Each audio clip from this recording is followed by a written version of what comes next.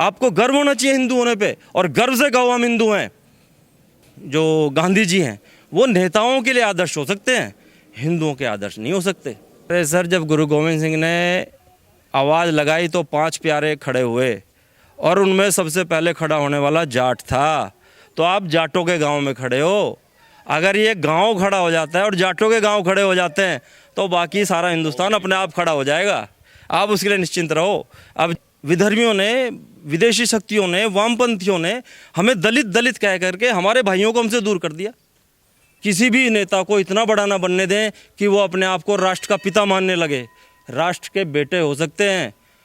हम कभी भीड़ इकट्ठी होती है तो हम क्या कहते हैं? हम माताओं बहनों कहते हैं, पिताओं नहीं कहते कभी किसी को। पिता हमारे 2 ही होते हैं, जिसने हमें जन्म दिया, या फिर पिता परमेश्वर। गरीबी में कोई बुराई नहीं है। बुराई है जब आप गलत तरीके से कमाते हो, वो बुराई है। गरीबी में कोई बुराई नहीं है। लाल बहादुर शास्त्री थे, 2 जोड़ी कपड़े थे उनके पास, वो भी फटे हुए, प्रधानमंत्री की पोस्ट पे होते हुए। नमस्कार, मैं हूं ऋषभ अवस्थी और आप देख रहे हैं ओ न्यूज़ हिंदी। पहले कालीचरण महाराज, उसके बाद वसीम रिजवी उर्फ जितेंद्र त्यागी, और अब यति नरसिंहानंद सरस्वती, तीनों ही लोगों को एक एक करके गिरफ्तार किया जा चुका है। धर्म संसद से मामला जो है वो शुरू हुआ था, और अब बढ़ते बढ़ते लगातार संत समाज के खिलाफ जो है एक तरीके से एक साजिश रची जा रही है। इस तरीके की जो आवाज़ है वो सोशल मीडिया से उठ रही है। ये जानने के लिए हम पहुंच चुके हैं आज दिल्ली के ककरौला गांव पर। यहाँ के निवासियों से बात करेंगे और जानने की कोशिश करेंगे आखिर इस पूरे मसले पर उनका क्या कहना है और उनकी क्या राय है। आइए इनसे जानने की कोशिश करते हैं। सर, सबसे पहले अपना नाम बता दें एक बार। सर, मेरा नाम अजीत मलिक है। अजीत मलिक, इसी गांव के निवासी हैं आप? हाँ जी, फिलहाल तो अभी इसी गांव के निवासी हैं। तो ये जो मामला पूरा आया कि पहले कालीचरण महाराज जी की जो गिरफ्तारी हुई, उसके बाद फिर वसीम रिजवी की गिरफ्तारी, जो कि अब हिंदू धर्म में आ गए, उनका नाम बदलकर जितेंद्र त्यागी हो चुका है, और अब यति नरसिंहानंद सरस्वती की गिरफ्तारी। क्या संदेश एक पूरे देश में जा रहा है इससे? सर, पहले मैं अपने शिव भगवान जी का जरा एक बार प्रणाम करके मैं कुछ बोलना चाहूँगा। मैं एक हिंदू हूँ, और हीन दुष्यति इति हिंदू, जो बुराई से नफरत करे वो हिंदू होता है। ध्यान से सुने, हीन दुष्यति इति हिंदू, और सत्यम शिवम सुंदरम, जो सत्य के साथ खड़ा हो वो हिंदू है। हमें बुराई से हमारा दूर दूर तक कोई संबंध नहीं होना चाहिए। और हमारे जितने भी ग्रंथ हैं, आप कितनी पूजा पाठ करो, दिन रात करो, लेकिन अगर आप एक भी बुराई का साथ देते हो, आपके वो जितने भी कर्म हैं वो सब पानी हो जाते हैं। अब मैं आपको कुछ उदाहरण देना चाहूँगा, उसके बाद मैं इनका जवाब भी दूंगा।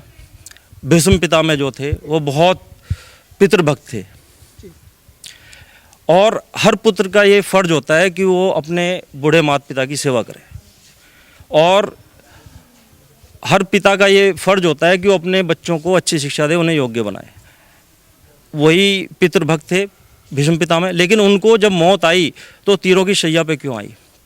क्योंकि उन्होंने गलत का साथ दिया था। जब द्रौपदी का चीरहरण हो रहा था तो उन्होंने बुराई का साथ दिया।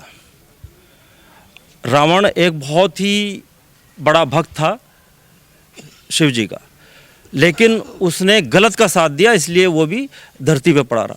एक जटायु, उसने रावण का मुकाबला किया और सीता जी को उनसे छुड़ाने का प्रयास किया। हालांकि वो ना कोई पूजा पाठ करता था, एक पक्षी था, लेकिन उसके बावजूद भी उन्हें भगवान राम की गोद में अपने प्राण त्यागे। ये सौभाग्य उस जटायु को प्राप्त हुआ। तो पूजा पाठ वैल्यू नहीं रखता, आपके कर्म वैल्यू रखते हैं। यही हमारी गीता भी कहती है कि जैसे कर्म करेगा वैसे फल देगा। रघुकुल रीत सदा चली आई, प्राण जाए पर वचन न जाए। तो गांधी जी ने हम हिंदुस्तानियों को, भारतवासियों को ये वचन दिया था कि इस हिंदुस्तान का बंटवारा नहीं होगा, लेकिन उनके जीते जी हिंदुस्तान का बंटवारा हुआ। तो नेचुरली फिर तो वो उन्होंने हमारे साथ वादा खिलाफी की। और वो जो है ना, जो गांधी जी हैं, वो नेताओं के लिए आदर्श हो सकते हैं, हिंदुओं के आदर्श नहीं हो सकते, क्योंकि उन्होंने झूठ बोला हमारे साथ। और जो भी उन्हें दंड मिलना चाहिए था वो उन्हें मिला। अगर आप किसी का साथ विश्वासघात करोगे, उसे पहले कहोगे कि नहीं हम ये करेंगे और बाद में वो काम नहीं करोगे, तो जो भी नाथूराम गोडसे जी ने किया वो मेरी नज़र में तो सही किया। तो मतलब आप कह रहे हैं जो कालीचरण महाराज जी ने वहाँ से नारा दिया, उन्होंने कहा कि रघुपति राघव राजा राम और देश बचा गए नाथू राम, तो इसका समर्थन करते हैं? सर मैंने अभी आपको बताया ना, जो वादा करके वादा खिलाफी करे, क्योंकि हम भगवान राम को मानते हैं। I am a follower of Ram, I can't be a Gandhian. जो एक झूठा है मैं उसे अपना आदर्श नहीं मान सकता। गांधी जी तो खुद कहते थे कि हम राम राज्य की हम कल्पना करते हैं और हम ही उनके राम भक्त हैं। कहने में और करने में जमीन आसमान का अंतर है। आज आप मुझे वादा कर रहे हो और वादा निभा नहीं रहे, तो आप तो हिंदू हुए ही नहीं। क्योंकि हिंदू तो वो है जो भगवान राम के आदर्शों को माने। आदर्श गांधी नेताओं के हो सकते हैं, आम हिंदू के किसी के भी आदर्श गांधी नहीं हो सकते। किताबों में तो लगातार हम यही पढ़ते आ रहे हैं सब जगह। सर किताब क्या पढ़ाती है, कौन क्या पढ़ाता है? मैं तो भगवान राम को मानता हूँ, मैं तो गीता पढ़ता हूँ। मैं गीता को संविधान मानूंगा या जो रोज संविधान लिखेंगे उनको संविधान मानूंगा? मेरे लिए तो गीता जो है मेरा संविधान है। हम हिंदुओं का संविधान गीता है। गीता क्या कहती है? गीता कहती है बुराई को अगर समाप्त करना है, सामने अगर तुम्हारे चाचा ताऊ भी खड़े हो तो हथियार उठाओ बेटा। हिंदू, और मुझे गर्व है, मैं तन मन हर प्रकार से हिंदू हूँ और मैंने इस वीर जाति में जन्म लिया है। जब मैं मरूंगा तो भी मैं अग्नि में जलूंगा। आज कोरोना चल रहा है, डॉक्टर से दूर रहने की सलाह दी जाती है, भाई कोरोना ना लग जाए। तो आप ये बताओ, क्या हम डॉक्टर को दलित मान लें, उससे छुआछूत शुरू कर दें और दलित मान के क्या डॉक्टर अपना काम छोड़ दे? आप बताइए। इन्होंने, विधर्मियों ने, विदेशी शक्तियों ने, वामपंथियों ने हमें दलित दलित कह करके हमारे भाइयों को हमसे दूर कर दिया। अब आप गुरु गोविंद सिंह का ले लीजिए। गुरु गोविंद सिंह जी क्या कहते हैं? सकल जगत में खालसा पंथ गाजे, जगे धर्म हिंदू तुरक भांड भाजे। उन्होंने भांड बताया इन विदेशी जो आपको अपने जो पंथ वगैरह बताते हैं, अपने आप को जो मजहब बनाते हैं, उन्हें भांड बताया। क्यों बताया? क्योंकि इंसानियत का धर्म क्या होता है कि जो मैं व्यवहार अपने साथ नहीं चाहता मेरे साथ हो, वो मैं दूसरे के साथ भी ना करूं। और वो भांड क्या कर रहे हैं? किसी को काफिर कह के, किसी को नास्तिक कह के, किसी को एथीस्ट कह के, मतलब इंसानों को ही मार रहे हैं। हम तो इंसानियत से बहुत ऊपर हैं। आपको गर्व होना चाहिए हिंदू होने पे, और गर्व से कहो हम हिंदू हैं। जब गर्व से कहा हिंदू हम हिंदू हैं तो जेल में पहुंच तो गए। अरे सर जेल क्या है, फांसी पे चढ़ाओ, हिम्मत है तो। हम तो मरने के लिए तैयार हैं यार। आप फांसी से डर रहे हो, फिर क्या लड़ोगे तुम? ये तो गुरु गोविंद सिंह के बाद आज के युग में ये महाराज पैदा हुए हैं जिन्होंने हिंदुओं को जागृत किया है कि आप शेरों की औलाद हो, आप शेरों की औलाद हो। ये छोटी मोटी चीज़ों से मत डरो। तो ये मतलब आप कह रहे हैं यति नरसिंहानंद सरस्वती हो या वसीम रिजवी, इनकी गिरफ्तारी से कोई फर्क पड़ेगा नहीं? नहीं, क्या फ़र्क पड़ेगा? ये तो जब आप काम करते छोटी मोटी चीज़ें चलती रहती हैं, इनसे घबराने की जरूरत नहीं है। इनसे कोई छोटी मोटी चीज़ों से और बल्कि इससे हमें बल मिलेगा। और मैं ये कहता हूँ कि जो राजनीतिक पार्टियाँ हैं, जिन्होंने आज इसको राजनीति को एक व्यवसाय बना लिया है कि बेटा इस पार्टी से, बहू उस पार्टी से, हमें आज ये ज़रूरत है कि हम अपने धार्मिक जो संगठन हैं उन्हें मजबूत करें और किसी भी नेता को इतना बड़ा ना बनने दें कि वो अपने आप को राष्ट्र का पिता मानने लगे।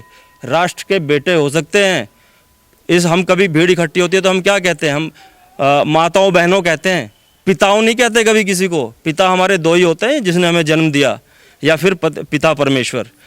हम वो नहीं है कि विदेशी मजहब को मानने वाले कि हर पूजा स्थल में हमारा एक फादर बैठा होगा। एक सवाल यहाँ पर ये उठता है कि अगर जैसे मैंने इससे पहले कई संतों से बात की, कहीं और चीज़ें की, वो लगातार यही कहते हैं जो आप अभी कह रहे हैं कि हम राष्ट्रपिता नहीं मानते, क्योंकि भारत का कोई भारत का कोई पिता हो ही नहीं सकता, क्योंकि भारत माता है और हम उसी की सब संतानें। यहाँ की भगवान श्री राम ने भी खुद को अपने आप को सिर्फ पुत्र बताया यहाँ का। हाँ। जो भारत का, तो ऐसे में कोई राष्ट्रपिता कैसे बन सकता है? लगातार जब ये सवाल उठता है तो यहाँ पे सवाल ये भी है ना कि फिर राष्ट्रपिता बने कैसे? किसने बनाया ये राष्ट्रपिता? किसने बनाया आप बताओ? हमने तो बनाया नहीं। बताओ, कोई पूछ लो, अगर किसी का पिता हुआ वो अपने पिता को पिता मान सकता है?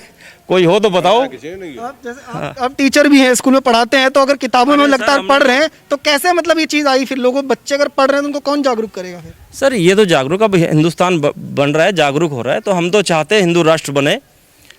और पर हिंदू राष्ट्र ऐसा ना बने जैसे ये नेता अब जो है योगी हों, भोगी ना हों। उन पे नज़र रखी जाए। अगर भोगी पैदा हो जाए कोई तो उसे जितना उसने भोगा है ना 10 गुना उसका भोगा हुआ निकाल लिया जाए, तब हम वो हिंदू राष्ट्र अगर बनेगा उसका हम साथ देंगे। ऐसा फिर हिंदू राष्ट्र बनने से कोई फायदा नहीं है आज के समय में अगर दिखाई भोगी देता फिर है- भी होंगे। आज के समय में कोई ऐसा दिखाई देता है जिसके ऊपर देखो ठीक है, अभी कल्याण सिंह जी थे, वो जब मुख्यमंत्री की कुर्सी से उतरे तो अपना झोला जो है ना लेके चल दिए, भाई ठीक है मैं जा रहा हूँ। तो ऐसा हो, योगी जी हैं भैया 2 जोड़ी कपड़े हैं पहनते हैं सुखा लेते हैं। गरीबी में कोई बुराई नहीं है, बुराई है जब आप गलत तरीके से कमाते हो, वो बुराई है। गरीबी में कोई बुराई नहीं है। लाल बहादुर शास्त्री थे, 2 जोड़ी कपड़े थे उनके पास, वो भी फटे हुए, प्रधानमंत्री की पोस्ट पे होते हुए। हमें गर्व है कि उस जैसे प्रधानमंत्री हमें मिले, लेकिन वो राज नहीं कर पाए ज़्यादा दिन, उसका हमें दुख है। चौधरी चरण सिंह जी को ले लो आप, हमेशा किसान उन्हें खुद अपने पैसे से इलेक्शन लड़वाते थे। आपने पिछली बार भी ये चीज़ जो है मैं बताई थी। एक चीज़ मैं और पूछनी, जैसे आपने कहा कि योगी जो हैं ऐसे लोग जो हैं आगे देश में अगर आते हैं, तो जो असदुद्दीन ओवैसी हैं वो खुले मंच से जब ये कह रहे हैं कि योगी जब मठ में चले जाएंगे और मोदी पहाड़ों पे चले जाएंगे तब तुम्हें कौन बचाएगा, इस तरीके की भाषा से क्या संदेश जाएगा? अरे सर, जब गुरु गोविंद सिंह ने आवाज़ लगाई तो 5 प्यारे खड़े हुए और उनमें सबसे पहले खड़ा होने वाला जाट था। तो आप जाटों के गांव में खड़े हो, अगर ये गांव खड़ा हो जाता है और जाटों के गांव खड़े हो जाते हैं तो बाकी सारा हिंदुस्तान अपने आप खड़ा हो जाएगा। आप उसके लिए निश्चिंत रहो। अब जाट समझ रहा है और जाट देवता ऐसा ही नहीं कहा गया ग्रंथों में, तो अब निश्चिंत रहो। अब जागरूकता बहुत फैल रही है, इतना आसान नहीं है उनके लिए। एक बार नाम बताएंगे सर अपना? शिवराम नाम होता है। इसी गांव के निवासी ककरौला गांव के? हाँ नहीं बाहर से हूँ, राजस्थान से। उत्तर प्रदेश में चुनाव हैं, इसी बीच में लगातार जो है संत समाज के ऊपर गिरफ्तारियां चल रही हैं अलग अलग राज्यों में। पूरे मामले पर आपका क्या एक सोच है? और एक सबसे बड़ी चीज़ ये जाननी है, जैसे अभी कहा कि असदुद्दीन ओवैसी जब खुले मंच से कहते हैं कि जब योगी चले जाएंगे मठ में, मोदी चले जाएंगे पहाड़ पर, तुम्हें कौन बचाएगा, तो क्या एक समाज पे बड़ा असर नहीं पड़ता इससे? बड़ा असर तो पड़ता है, पर जैसे योगी जैसे बड़ा इस देश में बहुत ज़्यादा वो हैं, बहुत ज़्यादा लोग हैं। योगी जैसे लोग बहुत हैं पर थोड़े पीछे हैं, वो आगे नहीं आ रहे बेटा। वो इस टाइम आगे नहीं आ रहे। जो आगे मतलब जो लोग हैं वो एकजुट होंगे अगर इस तरीके होंगे की होंगे बेटा, फर्क पड़ेगा। फर्क पड़ेगा, पूरा फर्क पड़ेगा बेटा। तो लगातार इन लोगों से हमने बात की और इनसे जानने की कोशिश की। इनका कहना है कि संत समाज की गिरफ्तारी हो चाहे कुछ भी हो, हिंदू जो समाज है वो एकजुट है और ज़्यादा कोई इन पर फर्क पड़ेगा नहीं, और आगे भी इसी तरह से लगातार जो है अपनी जो उनका जो संग्राम है वो जारी रहेगा। आप देखते रहिए ओ न्यूज़ हिंदी। धन्यवाद।